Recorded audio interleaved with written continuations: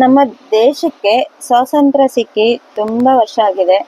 But ನಮ್ಮ ಹೆಣ್ಮಕ್ಳಿಗೆ ಯಾಕೆ ಸ್ವಾತಂತ್ರ್ಯ ಇಲ್ಲ? ತಾಯಿ ಮನೇಲಿದ್ರೆ ಒಂದು ರೂಲು, ಮದುವೆ ಆದ್ಮೇಲೆ ಒಂದು ರೂಲು. ಈ ಗಂಡ್ ಮಕ್ಳು ಹಂಗೆ ಉಲ್ಟಾ ಅಲ್ವಾ? ಮದುವೆಗೆ ಮುಂಚೆ ಒಂಥರ ಇರ್ತಾರೆ, ಅಂದ್ರೆ ಲವ್ ಮಾಡೋ ಒಂಥರ ಇರ್ತಾರೆ, ಲವ್ ಮಾಡಿ ಮದುವೆ ಮಾಡ್ಕೊಂಡ್ಮೇಲೆ ಒಂಥರ ಹಂಗೆ ಅಪೋಸಿಟ್ ಚೇಂಜ್ ಆಗ್ಬಿಡ್ತಾರೆ.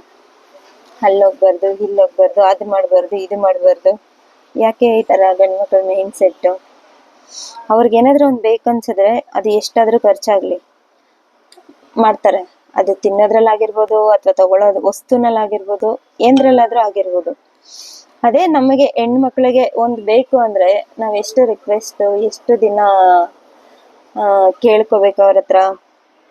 ನಾವು ದುಡಿದ್ರು, ನಾವು ಸಂಪಾದನೆ ಮಾಡಿದ್ರು ಮಾಡಿಲ್ಲ ಅಂದ್ರು, ನಮ್ಗೆ ಏನೇ ಬೇಕಂದ್ರು, ಎಲ್ಲೇ ಹೋಗ್ಬೇಕಂದ್ರು ತಪ್ಪದಿರ ಗಂಡನ ಪರ್ಮಿಷನ್ ತಗೋಬೇಕು.